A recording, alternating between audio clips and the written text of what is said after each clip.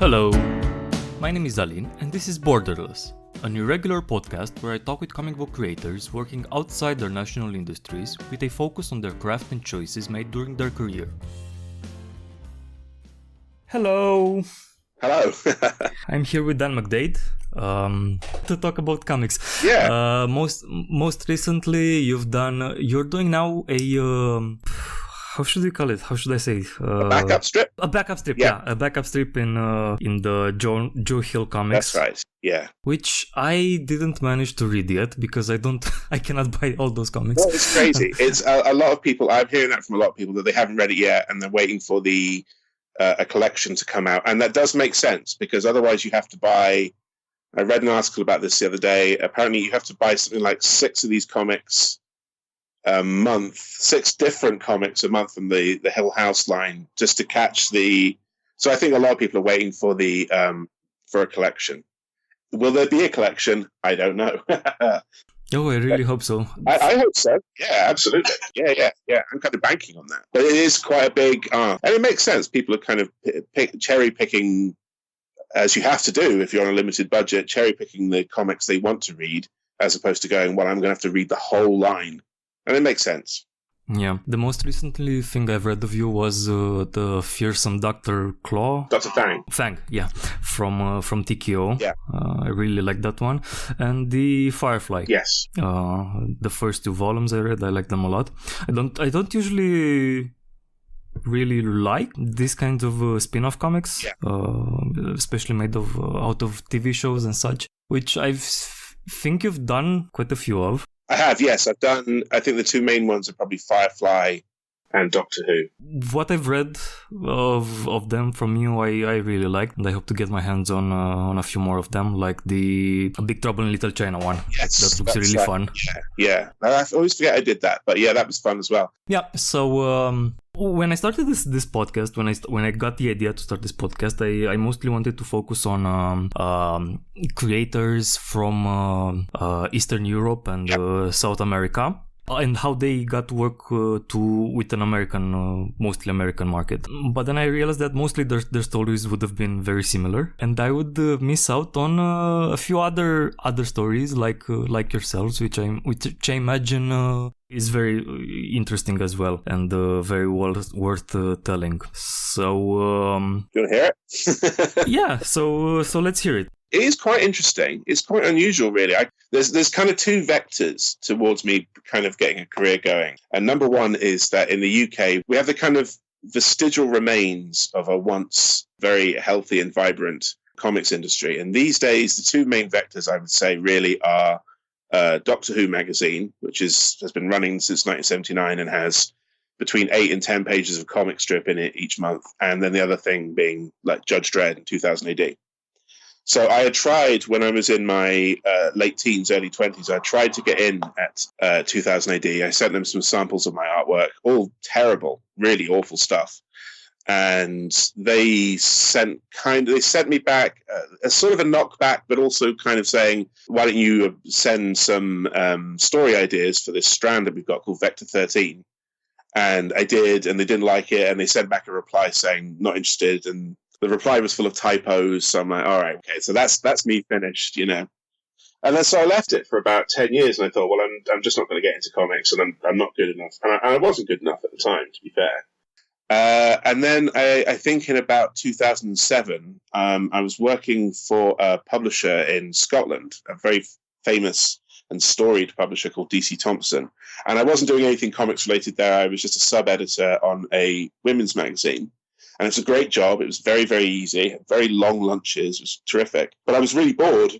So in my spare time, I got a sort of webcomic going called The Last Minuters. And it was a sort of a comic about this was sort of in at the time, about sort of slightly crap superheroes.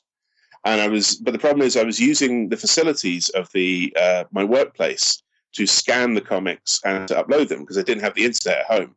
And they found out about this and they sacked me. Oh, yeah, I got sacked. So then I was really panicking. I just sort of moved in with my girlfriend. I'm like, what am I going to do? Because I live in a town where there's not that many employment opportunities. So I was really stuck. And so I kind of thought, well, I have to take a punt on something. I have to take a risk here. So I sent some Doctor Who samples to Doctor Who magazine. And I think I sent them on Monday, and they phoned me back on Wednesday because I had just timed it accidentally, just right, where they have a slush pile, a submissions pile, and mine was at the top of the pile, or they had just refreshed the pile, so there wasn't that much in it. So they phoned me back, and we had a long conversation, and that led to me doing various comic strips for them, and I wrote the strip for them for I guess a year and a half, close to 2 years. So that was one approach. So that was cool. That was great. But I think, and this kind of ties into the theme of your podcast a bit, you don't really feel you've made it until you've kind of cracked into the American market. So going along at that same time, around about the same time, I guess early 2008, late 2007, a website called Comic Book Resources was running a competition called Comic Book Idol. At the time, there was a thing called Pop Idol, and it was huge. So they did this version called Comic Book Idol. I think this was the third one. And the deal with that was this, that every week you face a challenge set by a kind of a head honcho at one of the various publishers. And then you're basically, rated by the public, and whoever gets the lowest points gets sent out, and whoever gets the highest points gets through to the next round, and so on. And I think I made it to the penultimate round, I think. But by then it didn't matter because enough eyes had seen it. Like enough people, I think Only Press reached out to me, and someone who had a pitch with Image, they reached out to me. And then that really got the ball rolling. So that's how I got in. I got in via sort of a ridiculous popularity contest. Mm-hmm. Yeah, I remember CBR. Yeah. I don't think I got to start reading it a few years later, around 2011 or so. But even by that point, it was still a very, very vibrant community. It had very participatory, very a lot of contests, a lot of it was fun. A very active forum. Yeah, definitely. Sadly, I think mostly gone now. I think that all of that has migrated to Facebook and Twitter to some extent, I guess. And it's not quite the same thing. It's not the same. No. So that's how you got started with Jersey Gods? That's right. That was the Image pitch? That's right, yeah. Glenn Brunswick got in touch, and I think he had 2 pitches on the go. I can't remember the other one. I think the other one was a slightly more kind of realistic, kind of down-to-earth one. And then Jersey Gods was the other one. And at the time it was called, I think, New Jersey Gods. And he had this sort of idea about Kirby-style gods coming to Earth, becoming domesticated and living an ordinary life. And that really appealed to me because I love doing Kirby stuff. And I liked kind of slice-of-life type stories as well. So it's a perfect combination, really. That was really fun. At that time, there were lots of riffs on Kirby at that point. That's right. Not only were there lots of riffs on Kirby, but there was also superhero as soap opera was starting to become, or sitcom might be a better thing, was starting to become more of a thing. Like we launched around about the same time. I might be misremembering this, but I think I'm right. Around about the same time as Invincible, or only a little while after Invincible. No, maybe I've got that wrong. I think maybe Invincible was 2004, I think. But so there was something in the air at the time that was, that we had sort of tapped into, I think. I was thinking about especially the Kirby stuff because it was around the same time. I think a bit earlier. Joe Casey started with Godland. Yeah. And then you had with Joe Casey, you did the Catalyst comics. That's right. That's how I first heard of you. It was this very, at least your strip, is sort of synthesis between a very Kirby-ish style applied to a Superman type character that went through apotheosis and became even more godlike. Yeah, I have to acknowledge that at that time I didn't manage to read the whole book. I didn't really got what Casey's script was doing. I really liked the art, though. All of you were great artists on that book. But I don't know. It was too verbose for me at that point. In meantime I managed to read it all, but. Yeah, I get it. No, I think Casey was going through a real Marvel Motormouth phase at the time, mind you. I got to say, the first script I got from Joe was one of the best scripts I've ever had. It was so like thunderous and punchy. It was very, very verbose. There was a lot of text on the page, but I always feel like he writes quite well for his artists as well and gives them room to express. And I really felt that. Yeah, that it shows. Like, and I think he's got a really great eye for artists. He does. He really, really does. Yeah. Like, I think he's kind of the reverse Mark Millar. Like how Miller is taking these really great artists and is placing them in his basically more or less whatever stories. Yeah. And they are really elevating him. Yeah. Joe Casey finds these artists that are really, really good and really unacknowledged by the market at that point, and he brings them forward. Yeah, I think if I think about Ladron on cable, that's always like the high watermark of Joe Casey comics to me. And the two of them just work so well together. And when you get a fill-in issue, it's like Joe's writing got worse, but it didn't get worse. It just that it wasn't being elevated to the right. You know, there was this kind of synthesis that he had with Ladron that he didn't have, say, with like somebody like Ian Churchill. You know. So you were always a comics fan?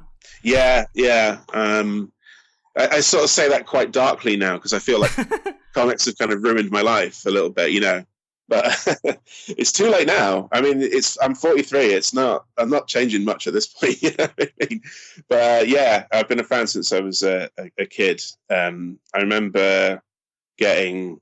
I think my mum bought me. I have it now. A Superman annual that had a absolutely terrifying Jim Starlin strip in it, where Superman goes up against the Spectre in order to save Supergirl's soul. And then at the end, like I was a raised Catholic, so the whole thing's terrifying because God turns up in it at the end as this terrifying voice. And so that really made an impression on me. But then after that was so terrifying. I didn't read DC Comics again for like 15 years because it was like they're too freaky and weird. So, but then I got really into like Spider-Man over at Marvel, and then Transformers, and then that's it. I was stuck for life. That's all I was drawing then, you know. So what happens is you really get into the comics, then you start drawing, then people encourage you to draw, so you draw more, you get more into the comics, and it becomes this kind of vicious cycle. And I'm still there. I'm still in the vicious cycle. I'm stuck with it. So you're more into American comics than British or European ones? Yeah, that's right. I had friends I'd be reading Transformers comic. The Transformers comic, from my point of view, is a British comic, even though they were doing US reprints. They were doing a lot of homegrown UK stuff, which had a very British flavor, like quite like dark, ink-heavy artwork, kind of more sophisticated storytelling, and so on. But I suppose ostensibly it is effectively still a US comic. You had inserts, like the Death's Head stuff was inserted into that. Yeah, that's right. And Death's Head is a very British character. You know, like he's like an export from 2000 AD. He's got that real kind of grungy, gnarly sort of energy, and his head's a skull. You know, you can imagine Pat Mills coming up with a character like that. Yeah. So when I was reading like Transform, like my friends would be reading like the Beano, and it's funny, the Beano, like the British comics don't really resonate with me that way. I don't think I really started reading. There was a stack of 2000 ADs at my primary school, and I think I started reading them when I hit like primary 5, like class 5, class 6, something like that. And then I started reading them, and it was just horrible. I love them now, but at the time they were so kind of grim and frightening, and people being shot, and like Judge Dredd is just a horrible character, you know, and there's the Dark Judges, which is just so nasty. I mean, brilliant, but I was quite a sensitive child, you know. Yeah, they are something else. They are quite grim. What's your background in education? Like, did you go to art school or? No, nothing like that. No, I'm self-taught. I just went to primary school, secondary school. I went to university for about 6 weeks studying film and English. And I dropped out. I was working at a video store, and I kind of thought what would happen, because at the time the kind of two big names in like indie filmmaking were Quentin Tarantino and Kevin Smith. And the way to kind of become a sort of superstar was to work in a small video shop in the fucking middle of nowhere. So that's what I did. I was like, well, this is just as good. So I sort of dropped out. But it was such a quiet video shop. In my spare time, I had ample time to draw and come up with ideas and write. And so it was pretty good. So that's kind of my training. And then I went into games design and and then I did a lot of drawing in that. And that was kind of my apprenticeship to some extent. So no. So game design like at university or? For a company. Working. Yeah. Video games or board games or? Video games. I did that for about 2 years. I started off as a tester, and then I got more into the kind of game design side of things. But I've got to be honest, the whole time I was doing that, I really, really wanted to work in comics. So the whole time I was doing that, I was doing my own comics, doing my own character designs and so on, and trying to get something going. And it took about 30 years. What resources did you use to learn to make comics? Like just studying other people's comics, or to some extent? I don't know what other people's creative development is like, but I suspect it's quite similar to this. Is that you go along, kind of emulating your heroes and kind of copying them to some extent. And I had a certain amount of natural talent since I was a kid, so you've got that to kind of fall back on. And then you'll find something that suddenly just kind of kicks you up to the next level. Like it's either a piece of work that really kind of opens the door in your head, or it's, I don't know, meeting somebody or something like that. But for me, there was a book that was published in, I think, 96 called How to Write, Draw and Sell Comic Strips by Alan Mackenzie and I think it might be Steve Parkhouse.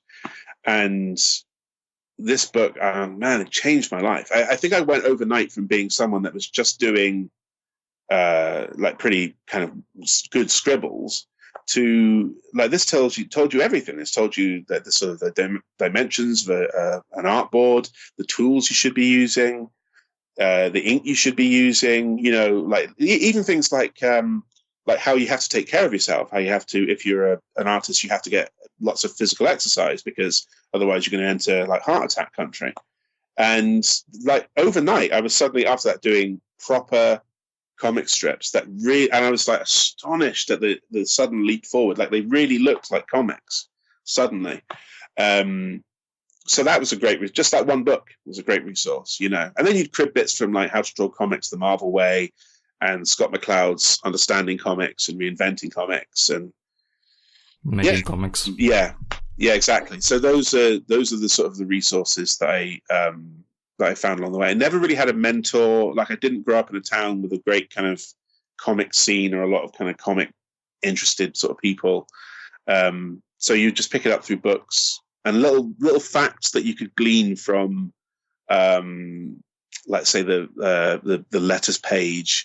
Or just little bits, little shreds that you were trying to sort of like almost in a cargo cult way.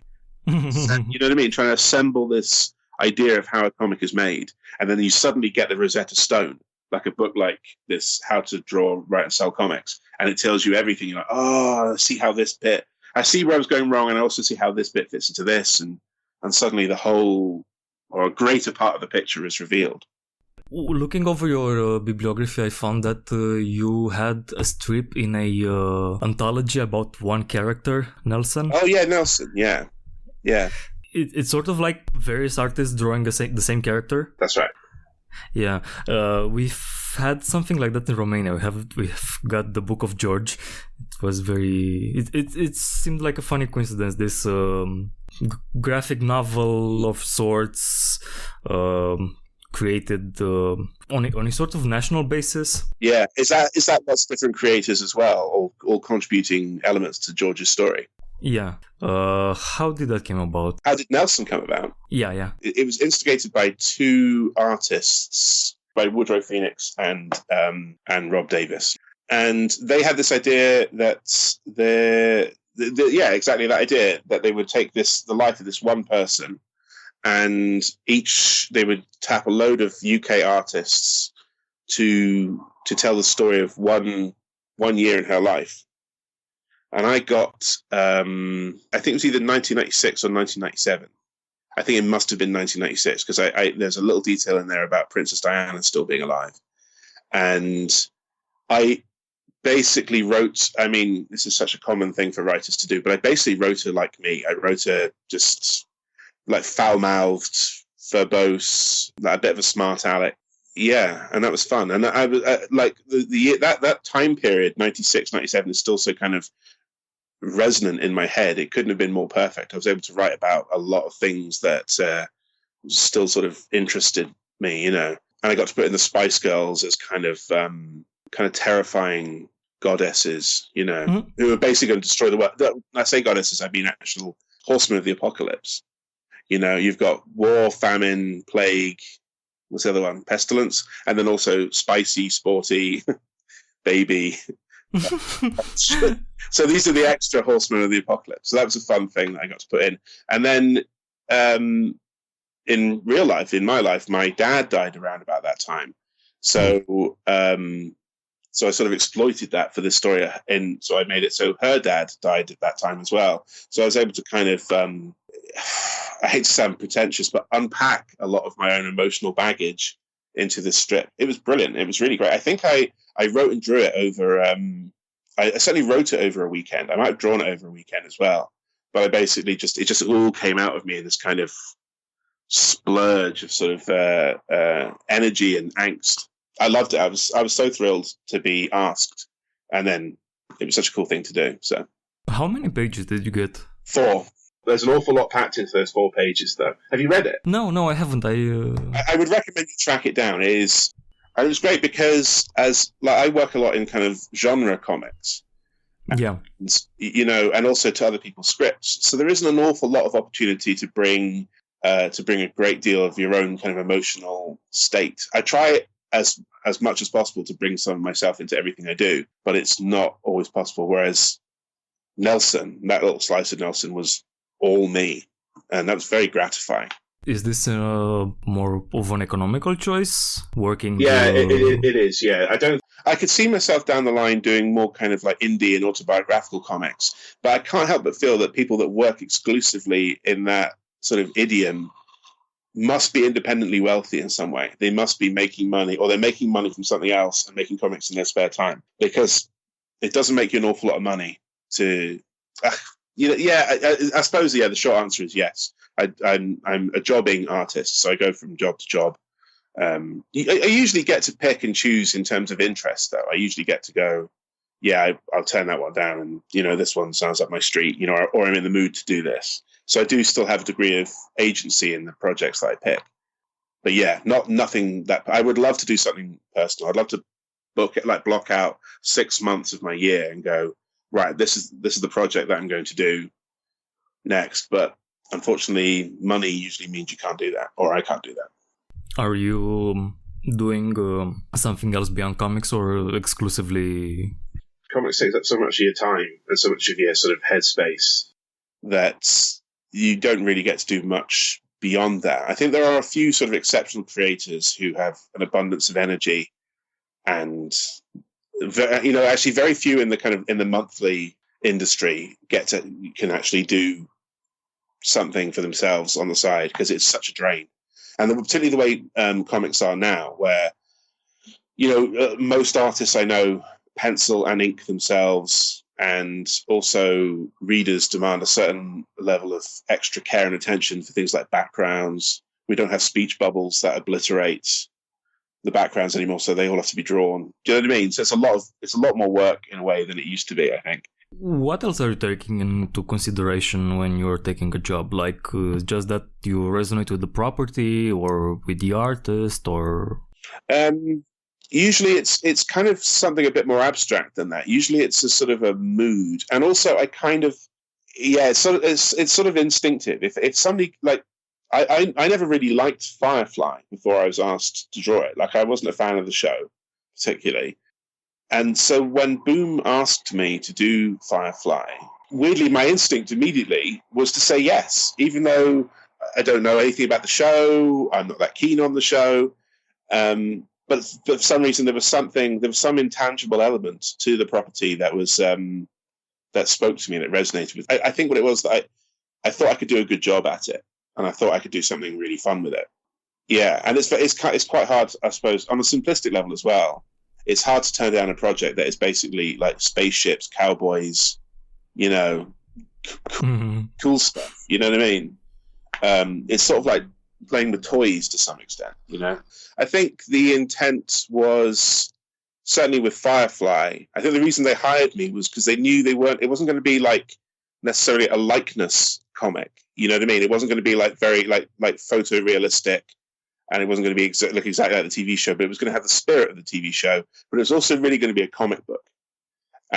And that was what kind of appealed to me. That's what they wanted. They wanted something that was comic-y. Yeah. That's what I think I don't really like about a lot of them. They focus so much on getting the likeness of the actors that they don't really function very well as comics. But I agree with that. They're static somehow. And I think my main sort of ambition as a comics artist is to kind of move the reader along, to kind of to create a sense of speed and urgency and energy, and I think that's why they tapped me in the first place. And then the artists who have sort of filled in for me, or who have kind of done sort of like spin-offs of this main book, have all been in that same sort of wheelhouse as well. They've all been in the same sort of quite almost kind of cartoony, that's sort of a dirty word in comics these days, but almost kind of cartoony, a little bit over the top, very comic-y. And that's quite fun to see, because it's all I can do. My likeness game is quite poor. It doesn't really interest me all that much to kind of catch a likeness. To catch an impression is something I want to do, but I really mainly want to tell a story. Yeah, and I think you're very successful at that. At capturing the impression of the show. It feels like the show, and I think with that comic you can do things that I don't think it could have worked very much in the show, like those really dramatic flashback portions, which were very, very dark and gritty. I don't think they could have worked very well in the show. I don't think TV at that time could have sold something like that. No, although you say that, I suppose you mean the war sections, the sections. Yeah.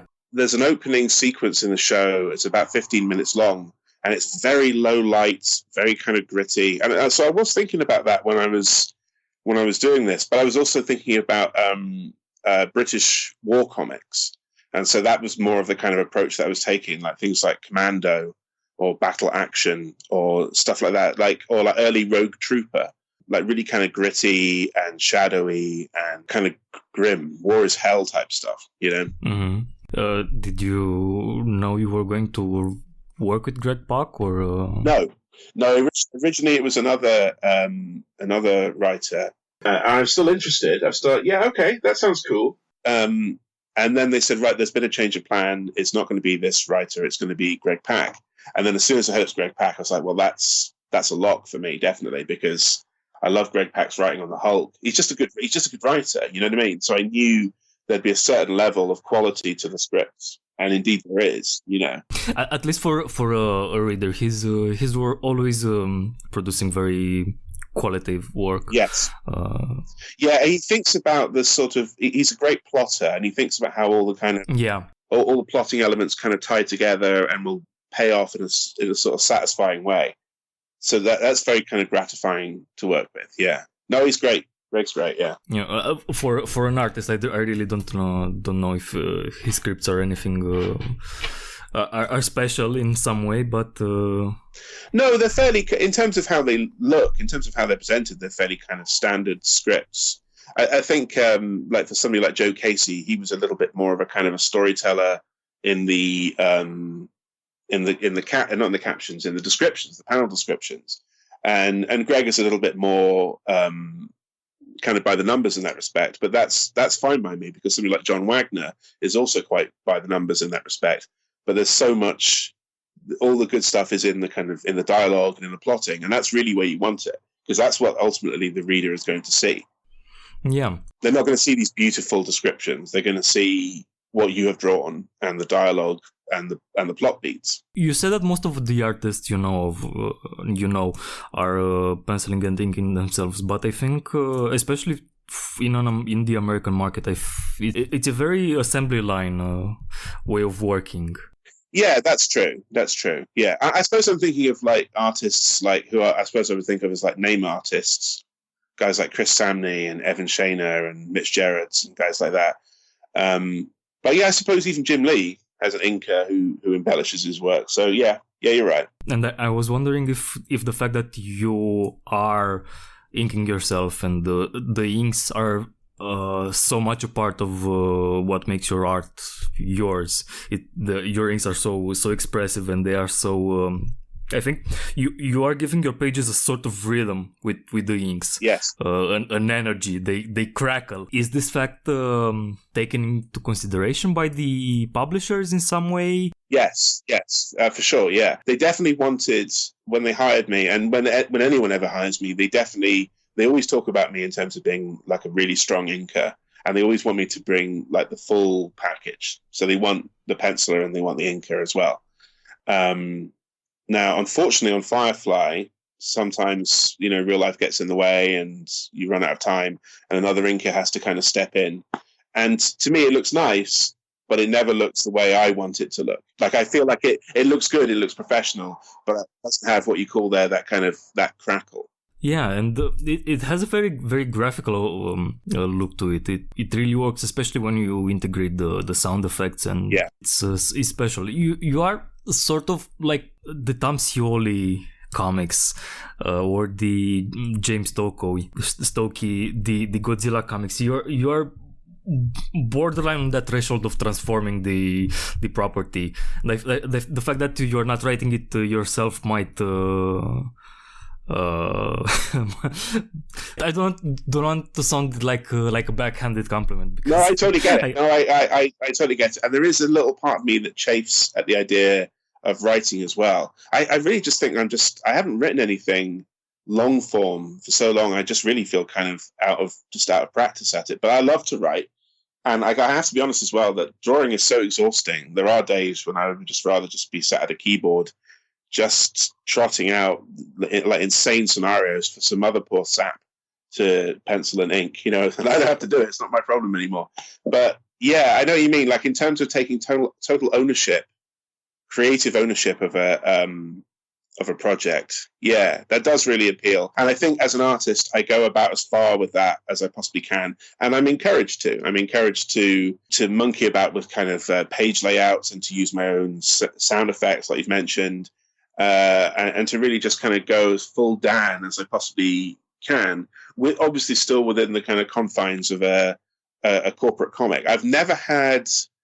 I think when I was first trying out for Firefly, they wanted me to really try as much as possible, try and lock down a likeness for like Nathan Fillion, and I did. I made him look very, very pretty, which is really all you can. This is really what they want. It's what they want. I know it's what they want. I remember this from working on Doctor Who magazine. Just don't make them look ugly, and they love you, and it's true, and I would be the same. I think that's perfectly acceptable. And so once I had done that, I'm just kind of free to kind of go off into the distance and take it as far as I possibly can. To the extent that if I, for whatever reason, don't draw in my own sound effects, the letterer will get in touch with me and say, I'm going to do in a sound effect.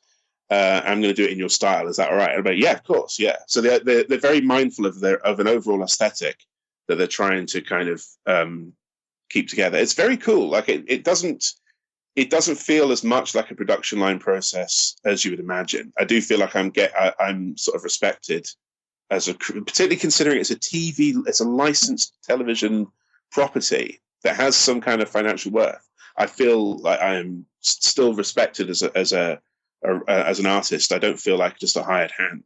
Something that I think is very funny, to me at least, is that you are British, but I think most of the Dredd work you've done for IW. That's right.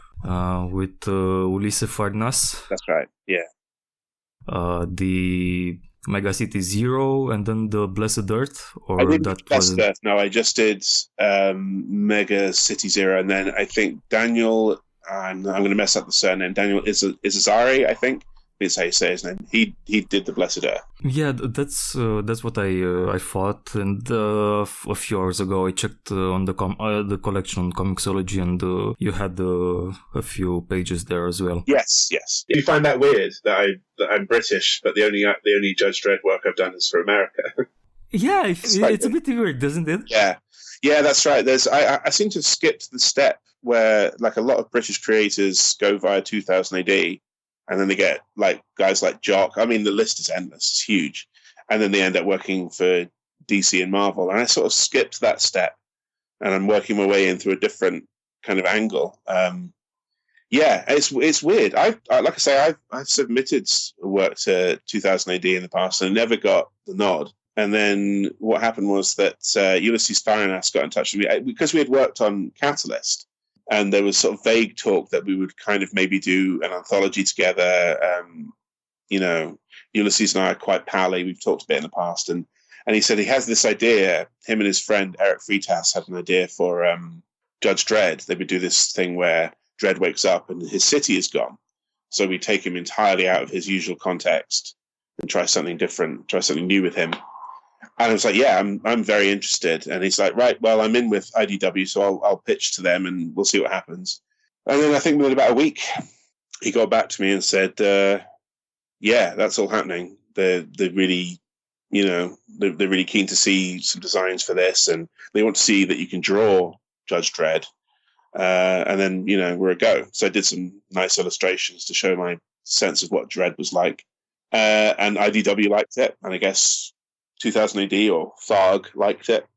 And that was it. And then suddenly I was drawing, it's bizarre, drawing Judge Dredd. I've been sort of doodling Judge Dredd for years by that point, just for my own pleasure. And then suddenly I was drawing him, for pay. So doing Dredd professionally was something you wanted to, aspire to, or you didn't really care that much? Yeah, I like the character and I like the strip, and I read 2000 AD and the magazine like right the way through the 90s, some of the way into the noughties to some extent.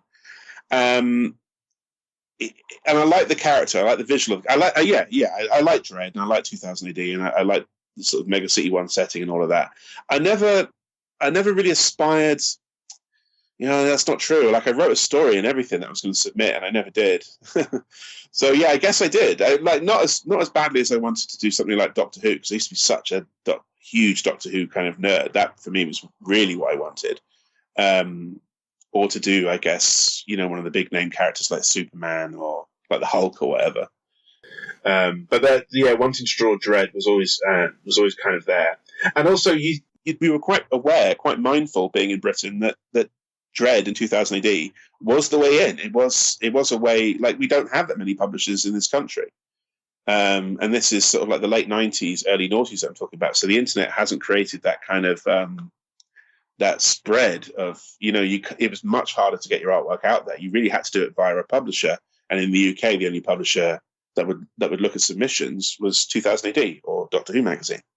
So it's kind of like I could have gone either way at a key point. I could have either chosen to submit again to 2000 AD or to go with Doctor Who. When I submitted to Doctor Who, I had no expectation whatsoever I was going to get taken up. I thought they would think my style was too weird or that I wasn't ready.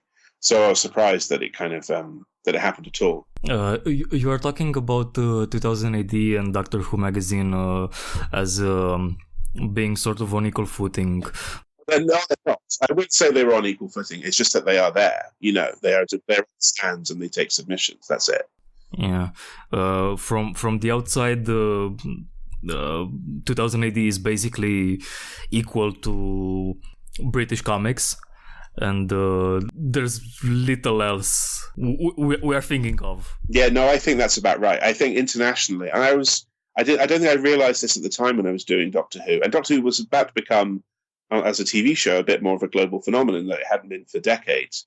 But I don't think I realized that me doing like a year and a half of writing on Doctor Who magazine and also like drawing for them, that wouldn't make much of a difference to the American market. There wouldn't be that, like, to some extent, had it been 2000 AD, it would have, I think my passage into comics would have been a lot more direct. But you're right, yeah, Doctor Who magazine internationally, no one thinks about it particularly, or is even aware necessarily that it's a comic. And yet, so many greats started on Doctor Who magazine, or at least worked on Doctor Who magazine, like Steve Dillon for it, and Dave Gibbons, and John Wagner wrote for it, Pat Mills wrote for it, and Alan Moore wrote for it. You know what I mean? So it's not their signature roles necessarily, but they did do it, and it's really strong work. Yeah.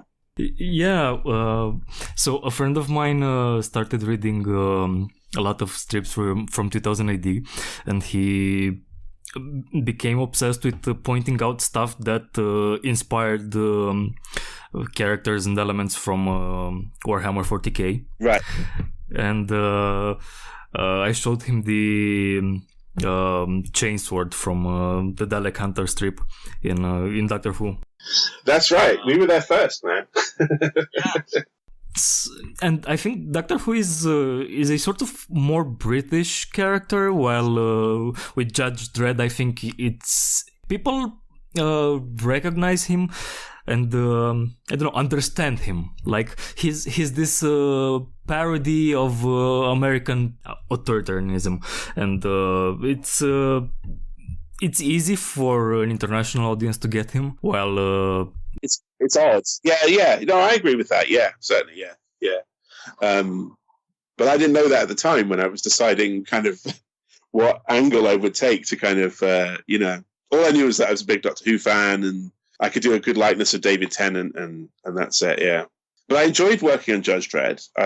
It was great. It was really fun. It was really difficult. The deadlines were insane. But again, it had that same sort of flavor of it was an artist's project. It was essentially conceived by Ulysses Farinas, and he was going to put his imprimatur on it with the nice covers and so on. And then inside it was going to be pretty much all me, But God, it was so tiring. It was such tiring work. And at the time, I think I was still fairly convinced I could do more than one project at the same time. So when I was working on Dredd, I would pick up a little bit of work here on the side or a bit of work there. And I just exhausted myself. So by the end, I was so fatigued. And also, I remember issue 1. I don't know what happened with issue 1. I think suddenly the deadline came around really, really quickly. And I think I drew the entire issue. I penciled in the entire issue in like 10 days, something like that. I was just, by the end of it, completely knackered. So that's really my main association now with the with Judge Dredd, just being tired all the time. Oh, that's sad. I agree. It is sad. Yeah. How did you work with Ulysses? Like, did he submit to you normal scripts or? Yes. Yeah. I very rarely worked in what used to be called the Marvel method, where there would just be a plot line and you draw it and then it gets scripted over that. I prefer to work full script, so that's what I got. So essentially, Ulysses and Eric would write a script. It would go to IDW. They would send it to 2000 AD for approval and make sure we've got everybody basically on model and correct. And then it would get sent to me, and that's it. And I would just draw it.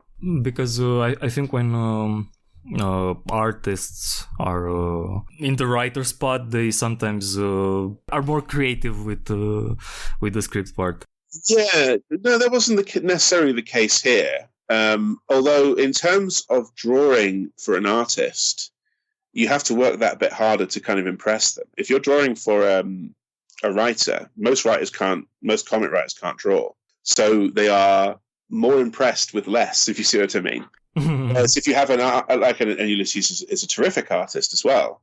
So you have to kind of push the boat out a little bit more and really kind of go for it. And then also because he was an artist, he would notice subtle aspects of your art that you would put in, and he would notice that. So that was quite gratifying. Like little things, little details, or Easter eggs, or like a little inking flourish or whatever would get noticed, And not everyone is clued into art in that way, and not everyone picks up on the little things like that.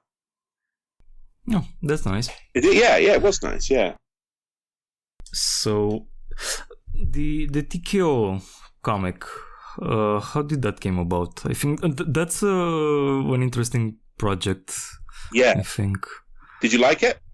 Yeah, I really did. It was really fun adventure comic. I can't remember really exactly how. I don't know if somebody had seen.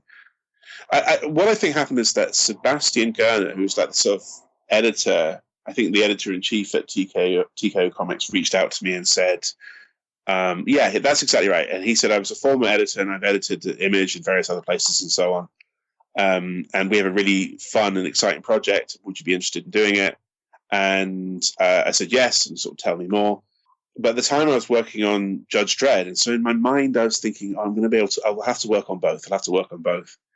And there was so much back and forth. I think I said no to them, like no to the project about 3 times. I don't want to do it. Like, even though everything was all like lined up and the scripts were ready to go, and like they'd laid out what the terms were of the contract, and they were all very favorable, really, really nice, you know. And I was like, no, but I've committed to doing Judge Dredd, and I have to do this. And eventually, they really worked on me. They really, really came after me because they really wanted me for this. I was either going to do one of two projects were on the cards. It was either the Fearsome Dr. Fang or 7 Deadly Sins, the cowboy one, the Western themed one that Artyom Trakhanov did in the end. Yeah, both of them appealed to me, but I had just come off like I say, at the time I was doing Dredd. And with Dredd, it was a lot of that kind of environment, sort of a Western-style environment with a gunslinger and kind of wide open spaces and everything with this kind of gnarly, down-at-heel kind of run-down look. And if I'm honest, I'd reached a point where I was sick of it, because prior to that, I had done like Planet of the Apes, Dawn of the Planet of the Apes, and that had the same thing as well, a lot of kind of feeling of kind of run-down, like a world in kind of decay, essentially. And honestly, I felt like working in those kind of spaces with sort of, or in that kind of idiom, with that sort of run-down feeling, was making me sick. So I was just like, no, I need a break. I need a change. So in the end, I turned down the Western comic and I ended up going for the kind of pulp adventure comic. And it was great fun. It was so much fun. Wasn't that tiring as well? Because you had like to draw lots of buildings and vehicles and gadgets. For Dr. Fang? Yeah. Yes, yeah, but that was quite fun, because that turns it from certainly doing the buildings and doing sort of Shanghai and San Francisco and so on. That turns it from an invention job into a research job, and like all artists, I hate researching stuff, but at the same time, there is a pleasure to doing that where you don't have to just like make everything up from whole cloth. Like with Judge Dredd, every bloody building that turns up, every little kind of like hover vehicle or guy in uniform or something, it has to be designed from the ground up, because I wasn't even playing with the 2000 AD toys. It was just Dredd in an entirely new world where everything had to be conceived from scratch. And it just it's fun to some extent, but if you have to kind of do that month in, month out, you reach a point where you're like, I've got nothing left in the well. And then Dr. Fang represented as a kind of a different thing, where there was some invention, some stuff had to be made up from scratch. And that was great, because I could do this kind of cool, sort of slightly, how would I describe it, kind of like guns made of brass. I don't want to say steampunk, because I fucking hate steampunk, but just something with a bit, like weapons with a bit of elegance to them, with a bit of sort of chicness to them. So I could do, yeah, like the lead character, Dr. Fang, was very chic. So I got to do a guy who was very kind of cool and composed and together, and then given this really awesome kind of Doctor Doom style armor. So much fun. It was so great. I would go back to that in a heartbeat. I'd like a sequel to that. Yeah, so would I. And I think nothing serious has been talked about yet, but I think they're amenable to it. And I think it's done pretty well for them. So I am hoping that can come out, because, like I say, yeah, brilliant. Love drawing the characters. Just love that whole kind of world, and it meant I got to read a load of like 1970s Shang-Chi as research, and that's a great comic, you know. So yeah, I love those. All that cool Paul Gulacy, Gene Day, Mike Zeck stuff, just superb. Yeah, that period in Dark Mage, I think it's a really good, even script-wise. Like, yeah, the stories feel modern in a way. Yeah, and he did. I don't know how much of this was on him, but like I feel like to some extent he steps back and lets the artists define the look and the feel as well. So yeah, you've got these really vibrant, handsome-looking comics. and then the writing is really good, and it's again another thing where all the disparate elements of this production line come together very, very well in a very satisfying, timeless whole. Yeah. So now you're doing that backup strip with Joe Hill. How is that working? Like, did they give you a script for the whole thing and you're doing it, or are you giving it piecemeal? How it is piecemeal, but in sort of fairly sizable chunks. So the first kind of rash of scripts came along in a block of, I guess, 4, maybe 5. So the scripts are appearing basically in blocks of 5. So that's like about 10 pages, or? Yeah, the first part was 4 pages long to kind of give us a good launch pad, and then every subsequent part has been 2 pages. I would like us to do 4 pages, not only because I get paid more, but because it gives you a bit more time. I think it makes for a more impactful. I wonder how easy it is when you're skipping through a print copy, just not to look past the point where the main strip ends, because there's an advert, and you go, well, that'll be 3 pages of adverts, but it's not. I'm there, you know. I'm in there. Joe's in there. It's all, you know. The great John Cleese is in there. It's all. There's good stuff in those back pages. You've got to check it out, you know. So, what's the story about? I'm not answering that. You go online, you find out. Damn comics. It's about the American Revolutionary War. It's about a great British ship made up. This is not a real thing, but made up, called Havoc. And Havoc is this great juggernaut of a ship that can't be stopped. It's been battering the American mainland for ages, and they can't stop it. All their other ships get destroyed. So what they decide to do is what Benjamin Talmadge, who's the sort of great spy master, great American spy master, decides to do is to sneak on board 3 werewolves. And once on board, hence the name Sea Dogs, once on board, they will, you know, wolf out and tear the place to pieces from the inside out. And so that really appealed to me, because I'd never done anything with a really strong nautical feeling before. And I like drawing monsters and daring do and like that. Yeah. So it was immediately fun, very appealing. Like, it's great to get DC work. I'm not going to lie. It's just it's very nice, very flattering, and I feel like I've sort of waited ages for it. You know. So the first thing I did with my first paycheck was buy a large model ship. From the, you know what? It's paid for itself. It was like £400 or something stupid like that. But it's paid for itself several times over. The number of times I've gone to it and used it for reference, you can't. You know what I mean? You can't fail it, really. Yeah, and it was appropriate. Yes, I agree. That's right, and it's a tax write-off, so it's fine. Really? Maybe. I'm not sure. It is for work. It is a work expense. I mean, I'm not just sitting there polishing it for fun. It is a work resource, you know. So I don't know. Maybe it is. Maybe it isn't. I should think about that a bit more. Should give it a try. So are you doing anything else, or just the Sea Dogs? That's really taking up a lot of my time right now. I feel like there is something. I think I'm going back to do another chunk on Firefly. I think I'm doing a few more issues of Firefly. I can't believe how well Firefly has done. I mean, I knew there was a fan base, but you'd have to assume after sort of 17 years the fan base was basically dwindling or dying off. But it's crazy. The book's doing so well. Like, it's nuts. And I think even Boom were taken by surprise by it. So we were originally, I think we were a maxi series of, I want to say 12 issues. And now it's just ongoing with Greg Pak writing. So I've taken a break for, I think, 5-6 issues, and then I'm probably coming back.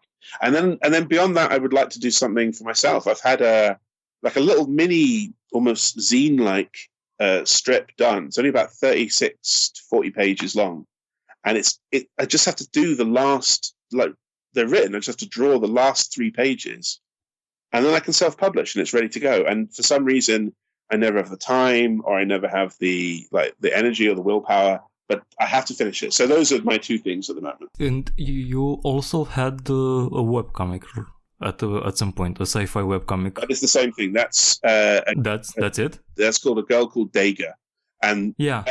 So what I thought would happen was that if I started publishing it as a webcomic, that would give me an incentive to start doing it and finishing it. It would give me an incentive to finish it, basically.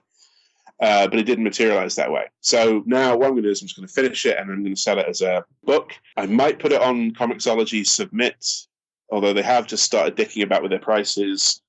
So maybe fuck Comixology. I'm not sure.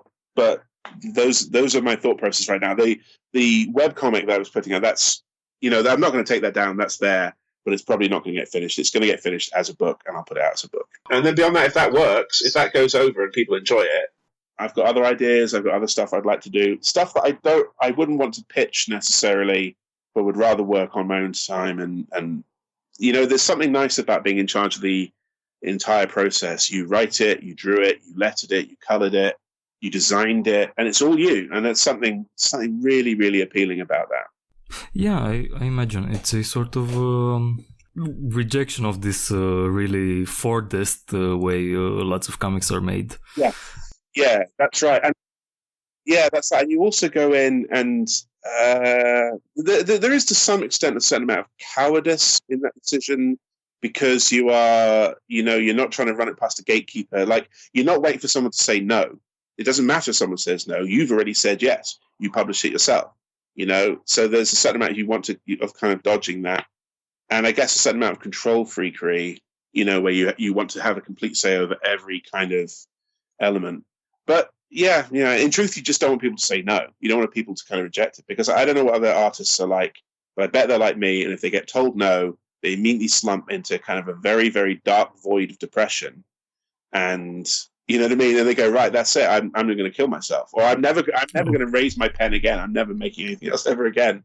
And I don't want to go through that. So I want to do it my own way, my own time, Yeah, but in the end, someone will say no. Like, it will either be the publisher or it will be the market. But fuck them.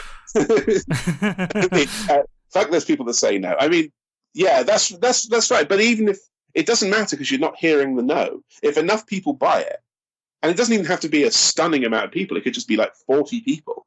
And you'd be like, those people fucking really love it, And I'm fine with hearing, I'm being kind of pugnacious, but I'm fine with hearing no. It's all right. It's fine. It just, I just want to make my own thing, and I want people to kind of find me and find my work and see my writing and so on. And the thing is, I have some belief in this. I have some belief that people will actually find it and will enjoy it, and it'll do well. That's my feeling. That's just this gut instinct. You have to believe, That's a really important to have this confidence. Yes, it's really important for a creative to believe in the work you are doing. I think maybe I should have asked this earlier, but who were your heroes? Like you mentioned, like recreating your heroes. So who are they? That answer kind of changes over time. But I think, let's say in the zeros, when I was kind of coming into this sort of like my career starting up, probably somebody like guys like Darwin Cook and Bruce Timm and Jack Kirby. When I was a kid, I didn't like Jack Kirby at all. I think a lot of people would say the same thing, that they didn't really get Jack Kirby and they found his stuff kind of ugly and monstrous. So when I was a kid, it was guys like John Romita, and then John Romita Jr. as well. Those are two of my heroes. Jim Mooney, bizarrely, because he was drawing Spider-Man, and I loved Spider-Man, And then you hit a certain point, and you make that one friend who kind of knows a little bit more about comics, and they get you into like Frank Miller.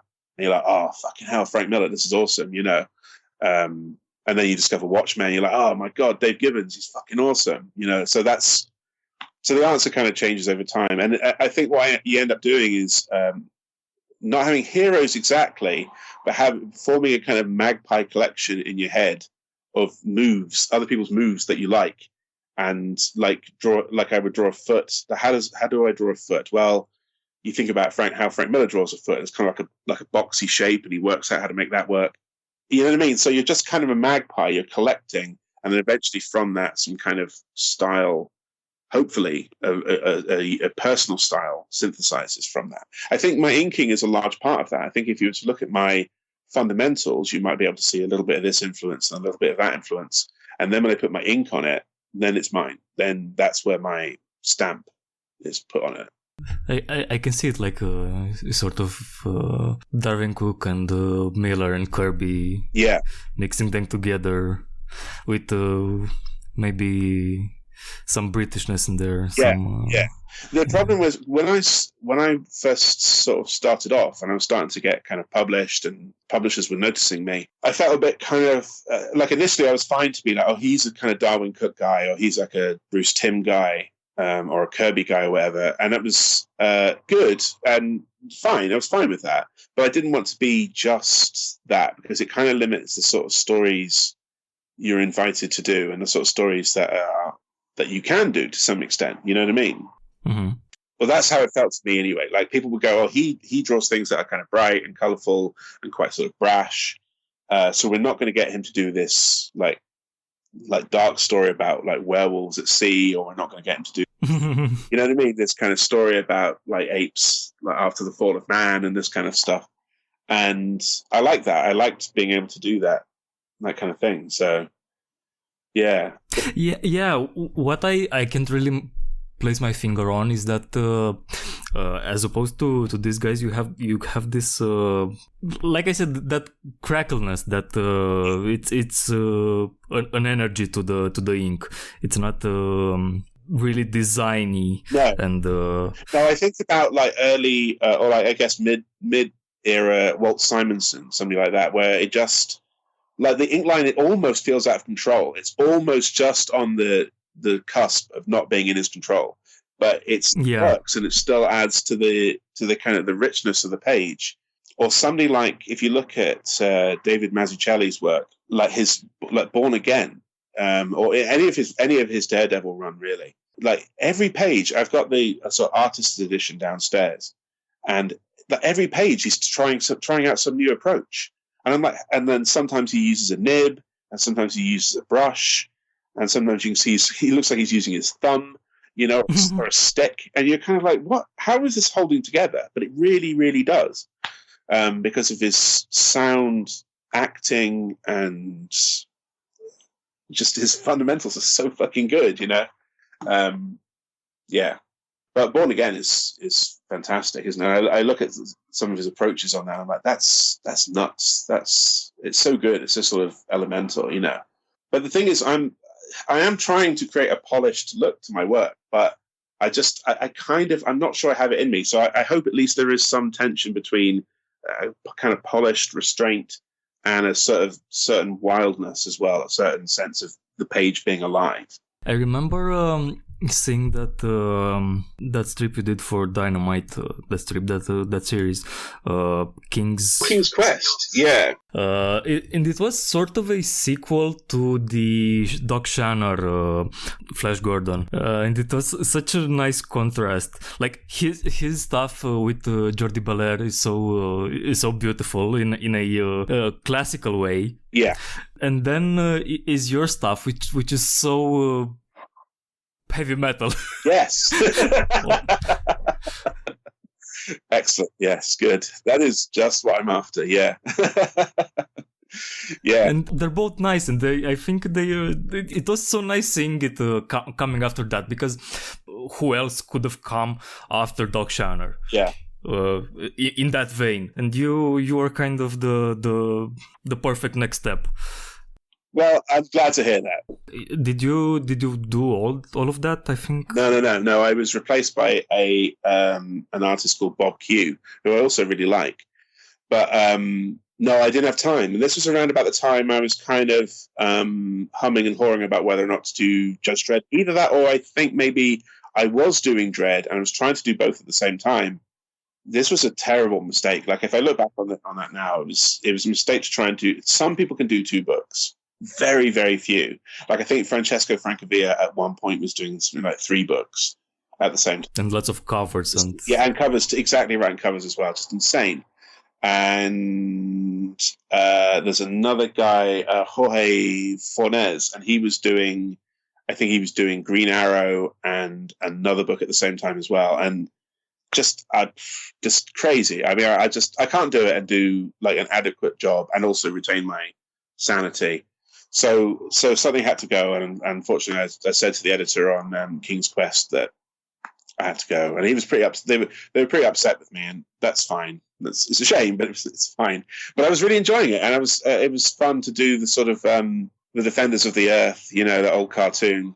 Yeah, and it was cool to bring a kind of ruggedness to the story, and that was one of the few that the first issue particularly was one of the first, I think maybe the only comic that I've done that was done Marvel style, where I was given the plot and I was told what the plot beats had to be, and they said, well, you can just you draw it, so you can lay out the action beats and you can make it all work, and it was difficult, but it was fun, and it held together pretty well. But the problem was I was working on another book at the time, so I was giving it like half the attention it deserved, probably. Mm. How many issues can you do in a year? Like, can you do 12 or? Yeah, I can do 12. I would say for comfort, 10 is better to allow room for holidays and sickness and not working every single day. So I guess I can do 10. I think at my fastest, I've probably done maybe more like 14, maybe 15. But nowadays, I would rather work more slowly, but more conscientiously and more diligently than to go. Because I've reached a point a few weeks ago. Kurt Busiek described me as a pinch hitter. You know what that is? No. It's a baseball term, and it means it's someone you bring into the team in the pinch. So if another member of the team has dropped out or if they're sick, you bring in this guy who you know can deliver the goods, but he's not necessarily good enough to be on a team, or he's not necessarily a team player. So he's a pinch hitter. You call him in a pinch. And Kurt described me in that way, and he meant it as a compliment, and it was fine. But I kind of thought, I don't really want to be thought of as a pinch hitter. I don't want to be just a guy who is kind of called in from time to time to, because someone else, the main artist, has dropped out. Because it's thankless to some extent. It's a poison chalice. You come in, and what happens is that all the regular readers who are used to the book looking a certain way, they suddenly have to see the book looking in a different way, and they don't like it. And what you always hear is like, oh, it looks too cartoony, or it looks too sketchy, or it looks rough, or it looks this, or it looks that. And, you take the money and everything, and the money's always nice, but you do feel this kind of slight turning down of your self-esteem a little bit, Yeah. And then there's another element there as well. I feel like I have a style that takes a little while to kind of bed in. Like some people immediately like my style, and some people immediately don't like my style. But those people that immediately don't like my style, if they see it month in, month out, because they like the character or because they like the writing, will reach a point where they warm to it. So I think with some readers, I need a couple of months really to bed in and to reach a point where when I'm gone, they really miss me. That's what I want. So just coming in to do like 4 pages here or 16 pages there, it's, Did you ever work with Kurt Busiek? Yeah, we were going to do something together, and it never came off. But he was monkeying around on Twitter one night, and he came up with this. I think it was just a typo, and he meant to write alligator, and he ended up writing like aligniter or all-igniter, and it's like it's going to be quite a whimsical animal-based strip about basically an alligator who's on fire all the time. Yeah, that was the sort of premise. And when he said it, he was going like, "Is this the aligniter?" And then people would send him a drawing or something, and he'd go, "No, that's not it." And I did a quick sketch, and he said, "Yes, that's it. That's the aligniter." So we ended up talking for a while, and it was going to be this really nice concept, and it might still happen. You never know. Kurt occasionally says, "Yeah, we're still going to do this." I'd love to work with Kurt Busiek. He's a great writer. But if it ever happens, I think it'd be a bloody miracle. I don't think that's on the cards, but you never know. I think a lot of international artists are thought of as pinch hitters. Like I'm thinking of Goran Sudžuka. I think he's a Croatian one, and he's working for Marvel and he's doing a lot of fill-in issues. Yeah. His work is great. He's really good. He's working in that very inky, designy style, and. He did most recently, I think, not most recently. I read the Marvel comics on Unlimited, so I'm a few months back. He was a fill-in and the secondary artist on the Daredevil series. I think that's his highest profile. I think he did a miniseries. One of those Deadpool kills something miniseries, and other than that he was doing fill-in issues like on the Black Panther. He did one or two fill-in issues and so on, and it feels thankless, like when you look through the so I'm obsessive like that, and I go on Comics Vine and I look through the comics and I see who is writing, who is drawing, and when you go through the issues like that, and you from time to time you see this name keep popping up randomly between runs, it kind of feels bad. Yeah. I feel bad for these artists, especially the artists who I really love, and I think I don't know if I love, but I think they are really good and should be given more space to grow and to develop. I'm looking at this guy's artwork now, and he's sensational. He's really terrific. And I think this is one of the reasons that I started this podcast. Like I noticed that a lot of these guys are doing this kind of work, and I think should be given a voice. Yes, I agree with that. I think I think that's very noble, and I think they do get I think artists in general get overlooked in comics, and I think these, for want of a better word, pinch hitters particularly get the fill-in issue guys really do get overlooked, I think. One of the the last things that I was curious about is that so, like I said, when we think of British comics, we mostly think of 2000 AD from the outside. But are there any regional specific comics culture in the United Kingdom? Like in Romania, there is a pretty clear distinction between the south of the country and the northwest of the country. Mm-hmm. Like with in the northwest we have basically Cluj and Timișoara, the two main cities with any comics activity in them, and they are more informed by the west. Like they have people who can speak Hungarian and are in relation with Hungarian publishers, while in the south we have in Bucharest, we have a lot of relations with international cultural institutes, but there's also Craiova, which is very linked with Serbia. Yeah. For example, and there's linkages there and influences and so on. And I was curious if there is any sort of regional specificity in the UK. Not really. One thing I am finding is that there's a lot of comics talent up here, both in the sort of on the zine side of things, the sort of more kind of small press and indie type stuff, and in terms of kind of like big names, that have made it in America. But I suppose really the main thing is that the United Kingdom is vassalized to some extent to America.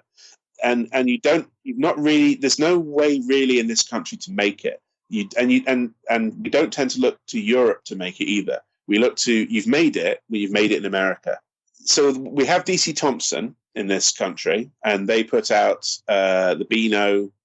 They don't put out the Dandy anymore, but kind of like cartoony books. And then the other thing they put out is Commando, which is your more kind of Blood and Thunder type war comics. And then there's 2000 AD. And that's really it. So I can't even really speak to any kind of regionalization in that way, because everything feels the same in the UK in that sense. The comics, if you go to a comic convention here, they're bustling, they're full of life, they're full of people selling their work and full of individual voices and so on an indie level. But in terms of publishers, there's no one. There's no one really, and everyone is like cosplaying as like Deadpool or Doctor Strange or whatever, and they all look terrific, or like a stormtrooper or whatever, and they all look cool as hell. But that's really it. So it kind of feels like a sub-market of the American market. So yeah, it would be almost impossible for me. In fact, I think it would actually be impossible for me to make a living in this country in comics. Just couldn't be done. So it's America or bust, basically. Aren't there some artists that are basically just working for 2000 AD, or there's very few spots for them? There are, but 2000 AD is just one comic. You know what I mean? Yeah. And their churn is pretty, like, they're a weekly comic, so their churn is pretty, it's a lot. They're putting out 52 comics a year, not including the magazine, not including specials. So they are, God, really, when you think about it, I've never really considered this before. They are the comics industry, the UK comics industry. They're the whole thing, really. So you are getting a lot of, there are artists, guys like PJ Holden, who work almost exclusively for 2000 AD. But if you've decided for whatever reason, right, screw 2000 AD, screw Judge Dredd, I'm sick of all that shit, where would you go in this country? There's nowhere. You could go over to Doctor Who magazine, do between 8 and 10 pages a month. It's not enough to pay the bills. So if you want to make it, you have to either kind of get like a pretty decent Patreon going, or you have to try and sell your wares to the United States. Isn't Titan publishing as well? Yeah, they publish comics for the American market. Well, maybe I'm a little out of touch, but they are comics for the American market. There is British talent that works on them. Yes, all right. I'll give you that. I'll allow that. But I think the only Titan comic that springs to mind is Doctor Who again. So, and that again, that's Doctor Who comics for the American market. Yeah. So there you go. So that's the state of things in Britain. It's a dump here. I bloody hate it here. It is. I'm glad I live in Scotland, because Scotland is quite a bit nicer than England. It's one of the nicer parts of Britain to live in. You've got a really nice architecture. Oh, yeah.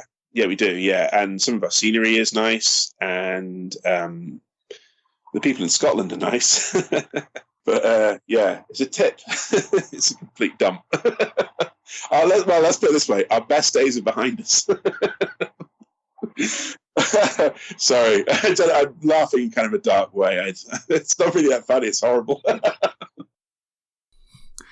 Yeah, with the Brexit. Yeah, it's fucking shit. It's so bad. It's so stupid, really. And it's all based on this kind of nostalgia for a glorious age that didn't exist. It's what a way to get your empire back, to make yourself completely irrelevant. Oh yeah, living here is hell. Yeah, and in terms of comics, just as you said, the Comixology just hiked the prices with this exchange rate as a justification. Yeah. It's not true, though, is it? It's a complete lie. They've just created this false parity. Like, oh, if a book is $4.99 in the United States, well, it should be $4.99 in the UK as well. It's like, what? Are you mad? Are you mad? That's crazy. I don't know what they think they're doing. I do know what they think they're doing. They're gouging effectively a diminishing and dying market who happily seem to have fairly deep pockets. But it is really inexcusable. I wouldn't be surprised if they walked it back, because who's going to pay for that? Who's going to pay to rent a comic for $4.99? You know what I mean? And then you come up one day and whatever publisher has lost the license, so the book's no longer in your library. Fuck off! That's absolute rubbish. Online retailers have been doing this kind of parity for ever, like in video games especially. Most games are 60 euros, not $60, or at least buying them from Romania. The fact that Comixology translates the price instead of doing it parity in the euro it was an exception. Well, that's fair enough, but it was a good exception, and it was good. It was a good exception. It was fair. It was how it should be. Yeah, and it's not like the comics were still like really bloody cheap. You know what I mean? So I don't know. I think they may have. I mean, you know what? You're right. If people can suck it up for video games, which they do, they'll probably suck it up for this as well. So sadly, it's true. It is true. The nerds have to have their fix. And, I mean, I'm the same to some extent, but and it's good for me. Like, long may these addicts continue to continue to hunger, because otherwise I'd have no job. But it is a shame to be. They are getting exploited. They but realize it. They are being used, gouged is what they're being. Oh well, fuck him. Do you ever think of going back to video games? No, never. No, never. Never. No. I really have found honestly, if comics went away tomorrow, I mean, first of all, I'd have a huge party, but beyond that, I would be desperate. I wouldn't know what to fucking do with myself, because this is for good or for ill, this is my life. This is what I do. This is how I kind of define myself. You know, it's my job. I love my job. And the idea of going back to games honestly gives me a sort of cold terror. Working in games, talk about a thankless task. Because at least in comics, you know, we joke about this idea of for exposure. But, you know, your name does have currency. People go, oh, I know that writer, I know that artist, I'll check that out. You know, and that's quite nice, that's quite rewarding. Whereas in games, it's just one anonymous lump of incredibly talented people, and they're shyster managers who exploit them. And it's the shyster managers who end up going along to the award ceremonies that they hold for themselves and take the lion's share of the pay. And fuck that, you know? I mean, that's no good. I'm paid very well to do something that I love and that I've trained my entire life to do. It honestly doesn't get any better than that, really. This is a cheery note to end on. I agree. Much cheerier than the I hate it here. last few subjects. Yeah. So thank you for coming on. It was a very nice talk. My pleasure. And I don't know, maybe we'll talk again sometime That suits me. later. It was good fun, Alan. Talk soon.